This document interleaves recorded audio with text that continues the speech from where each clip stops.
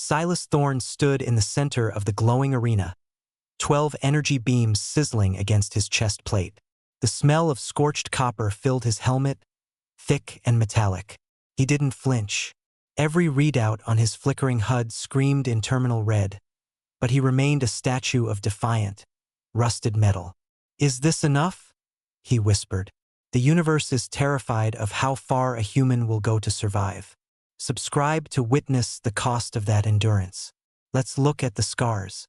3 weeks earlier, the lukewarm water in a plastic bottle had been Silas's only concern in the Aegis Prime barracks.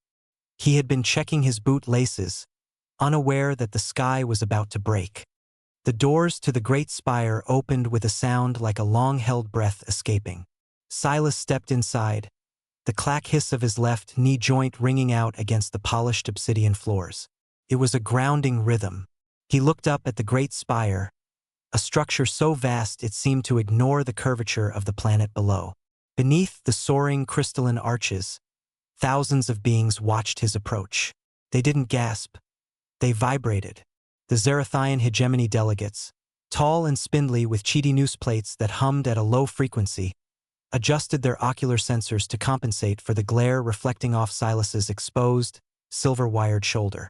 To them, he was a structural anomaly. The smell of recycled air and old sweat trapped inside his helmet was a familiar, stifling comfort. He calculated the power draw. If he bypassed the thermal regulation, he might. But the thought snapped shut as a spark jumped inside his gauntlet, stinging his wrist. Commander Elena Vance watched from the high balcony, her hands gripped tight on the railing. She had tried to secure a Mark 7 unit, but the logistics of Terra Nova were currently a nightmare of red tape and smoldering ruins. In orbital logistics, the weight-to-power ratio of an unaugmented human is a constant failure point, requiring the assistance of artificial musculature. Without it, the suit was simply a coffin. "Is this truly the champion of the Aegis?" Warlord Braxel's voice resonated in the floorboards. A heavy thrum Silas felt in his teeth. The warlord's armor was a deep crimson, pulsing with a bioluminescent glow that suggested it was as much an organ as a machine. It was perfection. Silas didn't answer. His HUD flickered, scrolling through a list of critical failures he'd long since memorized. Triage logic was the only thing keeping him upright. Arbiter Calith, a being of shifting translucent planes, floated into the center of the arena. A sharp, metallic pop. The sound of a failing capacitor echoed in the silence. Arbiter Calith announced the start of the test of strength, the words translating into a soft, melodic chime in Silas's ear. The demonstration drone descended, its hum a sharp contrast to the servo grind of Silas's suit. It turned toward Braxel first. The warlord stood like a god, his armor absorbing a high-yield plasma burst without a scorch mark. The Zarithians didn't cheer. They simply increased the frequency of their humming until the air felt thick enough to swim in. "We're seeing the strength of the metal, but the strength of the man is coming. Join us to see what happens when the power runs out." Then the drone turned toward Silas, which meant the shielding was about to be tested by fire. He braced himself. He knew the drone's pulse was roughly equivalent to a point-blank hit from a Raider's heavy rifle. If his forward capacitors held, he could know the secondary coil was already sparking. The energy beam didn't just hit. It cooked. Silas felt the heat transfer through the warped chest plate, the metal groaning as the molecular bonds neared their breaking point. To the assembly, this was a failure of Terran engineering, but to Silas, it was merely Tuesday. He began to speak, his voice rasping through the suit's speakers. He told them about Aegis Prime. He described the ridge where 6 humans stood against 100 raiders, not because they were heroes, but because there was a child behind them who hadn't learned to whistle yet, and that thought was enough to sustain him.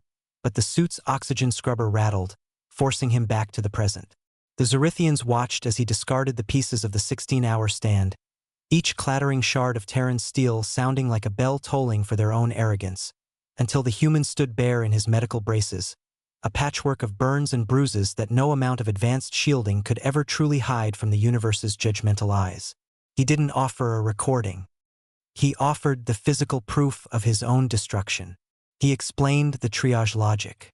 One by one, his team fell, First Stevens, then Garcia. When the power core hit 5%, the suit began its funeral march, shutting down the HUD, the cooling, and finally the servos. He unlatched the mismatched arm plate, a jagged piece of a water tank he'd welded on in the dark while bleeding from a shrapnel wound that still pulsed beneath his undersuit. He revealed the medical brace holding his femur together, a skeletal cage of titanium and misery. He did not break. The assembly sat in a silence that was no longer amused, but deeply, viscerally unsettled. They looked at the dead power core he held up, a dark cylinder that should have been his death warrant. Instead, it was his trophy. He had moved 240 pounds of dead core weight through pure muscle and spite, turning his own body into the very engine the suit lacked. Back in the arena, the 12 beams finally converged in a final, blinding flare. The smell of burning insulation was the only thing Silas could perceive. But when the light died, he was still there.